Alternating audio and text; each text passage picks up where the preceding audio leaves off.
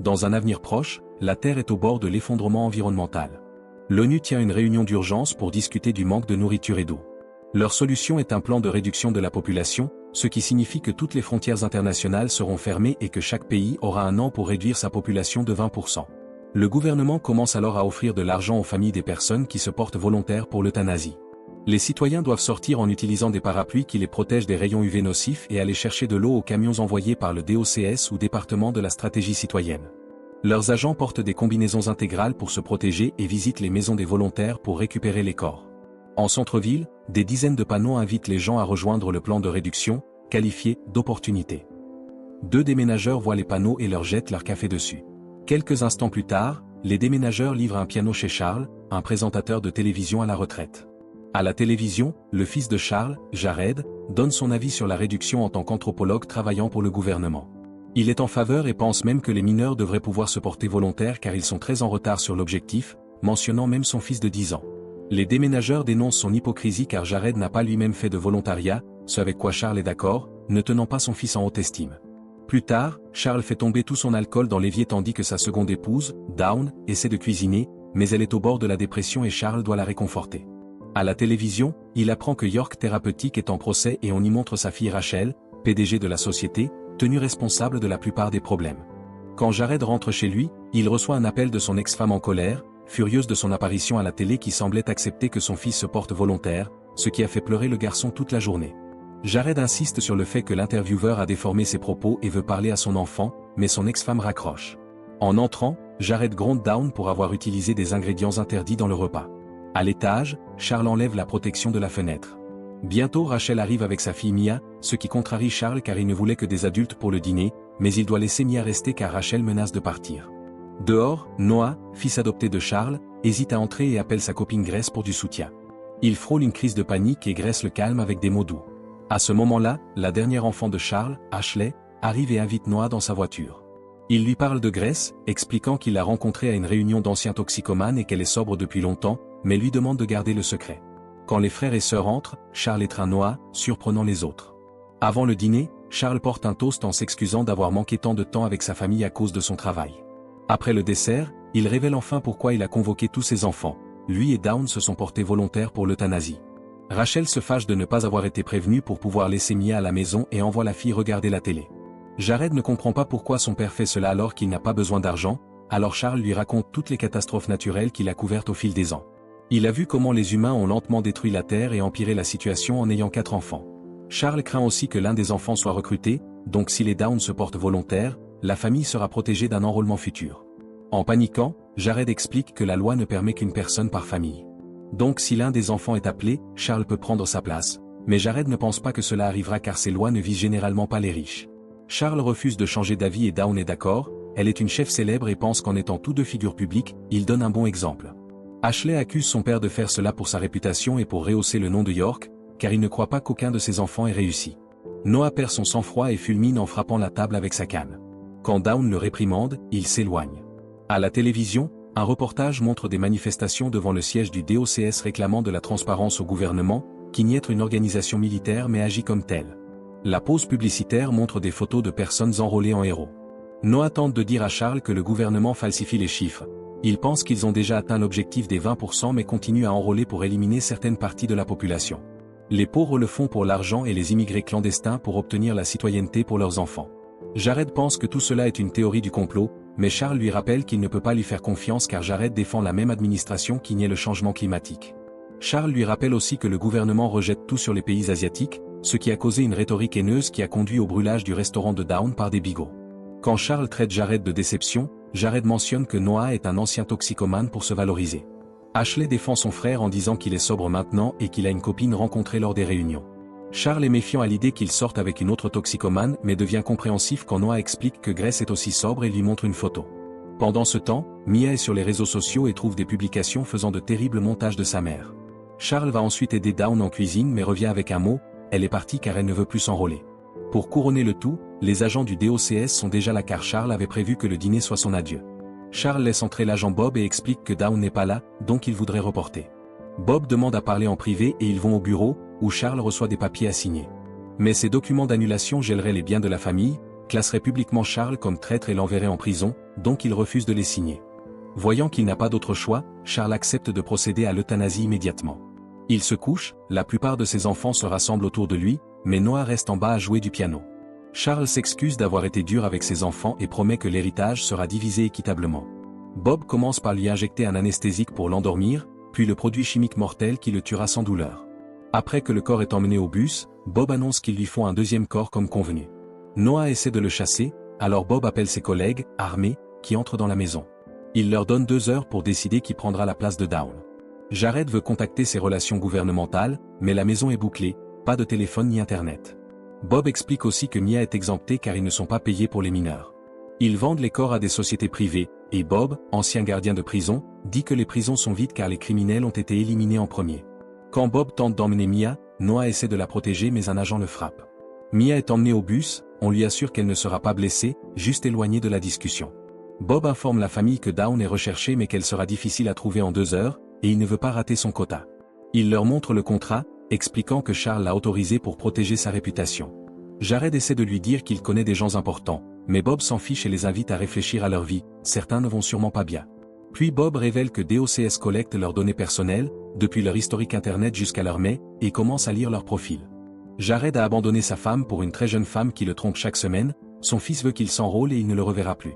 Mia subit du harcèlement à cause des problèmes de sa mère, et Rachel risque d'être renvoyée de sa propre entreprise et est recherchée pour braquage. Avant que Bob parle davantage, Rachel le frappe. Bob laisse leur profil sur une table et leur dit de le retrouver dehors pour une décision, sinon les agents choisiront pour eux. Il part jouer aux cartes avec Mia dans le bus. Ashley consulte l'email de son père et est troublée par un message. Puis elle lit son profil et découvre que tous les directeurs de casting la jugent mauvaise actrice, ce qui la bouleverse. Les autres lisent aussi leur profil, Jared essaie de se ressaisir en se giflant. Plus tard, les frères et sœurs se réunissent, Jared pense que Noah devrait être le sacrifice car ses parents lui ont offert une grande chance en l'adoptant, mais il l'a gâché en devenant toxicomane et en tuant accidentellement une femme. Ashley défend Noah et dit que Jared devrait être le sacrifice, insinuant que son ex-femme serait d'accord. Une dispute éclate, dégénérant en bousculade, Noah crie pour les faire taire, puis révèle qu'il est venu s'excuser pour les problèmes qu'il a causés, qu'il est maintenant sobre et amoureux, et qu'il espère l'avenir. Après que Rachel crie aussi, ils appellent Bob pour des questions. Il explique que s'il choisit, il fera tirer au sort. Rachel demande si n'importe quel corps convient ou seulement ceux injectés par lui, Bob répond qu'à ce stade, il prend n'importe quel corps. Bob retourne au bus et découvre que Mia a détruit ses cartes. Dans la maison, Rachel dit qu'elle connaît à peine ses frères et sœurs, qu'ils ne s'appellent jamais et ne se voient qu'aux fêtes quand Charles les invite. Puis elle tente de poignarder Noah avec un couteau de cuisine, mais il se défend, ne recevant qu'une coupure au torse tandis que Rachel se blesse au bras. Elle s'emporte, accusant Noah de gaspiller l'argent en substances illégales, Jared est d'accord aussitôt. Ashley hésite d'abord, puis change d'avis quand Rachel fait remarquer que l'argent aiderait sa carrière. En renvoyant le couteau à sa sœur, Ashley révèle que Noah n'ira pas au procès car la famille de la femme tuée a retiré les charges. L'email sur l'ordinateur de leur père prouve que Charles les a soudoyés avec une grosse somme, Ashley considère cela comme la part d'héritage déjà reçue par Noah. Noah jure qu'il ne savait pas et dit qu'ils peuvent garder l'argent, mais Jared attrape un fer à poker et Ashley un spray au poivre. Ils essaient d'encercler Noah, mais hésitent à tuer, il les met facilement à terre. Il court dans une autre pièce, Jared tente de le suivre, Noah le frappe avec le trophée de leur père. Ashley lui pulvérise les yeux puis saute sur lui, mais il la projette contre le mur avant de la lancer sur Rachel. En fuyant, Rachel jette le couteau pour lui poignarder le dos. Dans le bus, Bob recolle ses cartes en se moquant de Mia, bébé éprouvette, disant que sa mère ne trouvait pas d'homme. Mia fait semblant d'aller aux toilettes pour pleurer. À ce moment, Bob est informé par radio que Dawn a été capturé et que le corps doit bientôt arriver. Mais il ordonne à son collègue d'envoyer directement le corps au quartier général. Quand Mia revient, elle dit vouloir voir sa mère, mais Bob la retient, disant qu'à son expérience, les gens s'entretuent déjà. Il dit aussi que Rachel savait que le médicament de sa société tuait des gens et n'a rien fait. Une Mia furieuse lui crie dessus et tente de s'échapper, mais le garde maintient la porte fermée. Bob fait une crise de colère quand Mia ne prend pas au sérieux ses arguments sur le sauvetage de la Terre, et elle conclut qu'il aime seulement voir les gens mourir. Pendant ce temps, Noah est dans la salle de bain, en train d'enlever le couteau et une dent branlante. Il frôle une crise de panique et pense à la voix de Grace pour se calmer. En écrivant un doux message d'adieu, il se rappelle qu'il n'a pas de réseau et jette son téléphone par la fenêtre, qui atterrit dans le jardin, envoyant quand même le message. Puis Noah casse le tabouret de piano et prend une jambe comme arme. Dans la cuisine, il remarque des traces de sang avant de saisir des assiettes et un tablier pour faire une armure improvisée. En montant, il trouve Ashley qui s'excuse et explique que Rachel lui a lavé le cerveau. Elle accepte de collaborer et ils vont au salon où elle montre une photo d'eux enfants. Noah s'arrête pour se remémorer et Rachel profite de la distraction pour lui planter la main dans le cadre. Jared tente aussi d'attaquer, mais Noah lui assène un coup au visage pour le faire tomber. Après avoir frappé Rachel, Noah demande de l'aide à Ashley, qui s'enfuit. Avec effort, Noah réussit à retirer le pic à glace de sa main et se cache dans une autre pièce. Jared revient, et Noah lui lance une batte en pleine figure. Rachel tente aussi de le blesser, mais échoue face à son armure de fortune, alors Noah en profite pour la poignarder au cou. Jared revient avec un couteau, mais commence à parler du fait qu'il agit pour la terre, pas par haine, ce qui laisse une ouverture à Noah pour le frapper encore avec la batte. Cependant, Noah ne voit pas Ashley derrière lui, qui le met KO. Les trois frères et sœurs ligotent Noah avec des câbles et s'apprêtent à le poignarder ensemble, mais ils s'arrêtent quand quelqu'un klaxonne dehors en appelant Noah. Ils sortent précipitamment et trouvent les agents DOCS braquent en Grèce, qui filment tout avec son téléphone. Mia essaie d'ouvrir la porte, mais le garde la repousse, elle démarre alors le bus pour distraire. Elle réussit à sortir, mais est capturée et ramenée à l'intérieur. Grace demande sans cesse où est Noah, Jared lui répond qu'il est vivant mais qu'ils ont besoin d'aide. Quand Grace tente de fuir pour chercher du secours, les agents la battent. Rachel pense que c'est le deuxième corps et que c'est fini, mais Bob dit qu'il faut deux corps de la même famille, que Grace est morte car ils n'ont pas su choisir, et donne 15 minutes pour régler ça. Les frères et sœurs retournent à l'intérieur, prêts à tuer Noah, mais ne trouvent que les câbles. L'électricité coupe soudainement et ils saisissent tout ce qu'ils peuvent pour se défendre. Ashley ouvre une porte et Noah en sort avec un couteau pour l'attaquer. Il met vite Jared KO et se bat avec Rachel, lui entaillant la joue. Voyant qu'Ashley bouge encore, Noah l'attrape par le cou pour l'étrangler. Rachel le supplie de l'épargner, alors Noah lâche Ashley et serre Rachel, piquant sa blessure pour lui faire mal. Rachel désespérée demande à épargner Ashley et à faire elle-même la procédure, se présentant comme la pire des frères et sœurs. Jared intervient, disant que ce devrait être lui car il est l'aîné et doit veiller sur les autres. Ashley dit qu'ils ont des enfants à protéger donc ce devrait être elle, mais Noah les fait taire en lançant une bouteille contre le mur, annonçant qu'au lieu de se sacrifier, il devrait tuer Bob. D'abord, il scelle la blessure d'Ashley avec une cuillère chaude, et elle s'évanouit. Dans le bus, Mia demande à Bob de la laisser dire au revoir à sa famille, mais il refuse. Quand le temps est écoulé, il entre dans la maison avec un autre agent et trouve Ashley inconsciente par terre. Tandis que Bob vérifie que les trois autres ne sont pas armés, Ashley arrête de faire semblant et poignarde l'agent à la jambe. Les frères et sœurs récupèrent les armes cachées dans une plante et prennent Bob et son partenaire en otage, empêchant les gardes d'ouvrir le feu. Jared confisque leurs armes, les gardes s'agenouillent, mais Ashley s'évanouit vraiment. Bob profite de la distraction pour frapper Noah, qui riposte sur Jared. À son réveil, Bob découvre ses hommes ligotés et le corps d'Ashley couvert d'une couverture.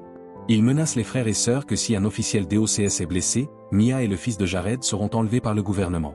Comme ils vont tous en prison de toute façon, Bob propose un marché, il prendra le corps d'Ashley et n'appellera pas la police. Mais sous la couverture, ce n'est pas Ashley, mais un agent tué lors d'une procédure ratée. Désespéré, Bob leur dit que Dawn est au quartier général, et un Noah furieux commence à l'étrangler, mais Jared l'arrête. Quand les frères et sœurs préparent les seringues pour l'euthanasie, Bob supplie pour un accord. Plus tard, Noah joue du piano dans son propre concert. Dawn et ses frères et sœurs sont là avec leurs enfants qui l'écoutent. À la télé, Bob apparaît dans une publicité de propagande affirmant que Grace et Ashley sont mortes parce qu'elles se sont portées volontaires.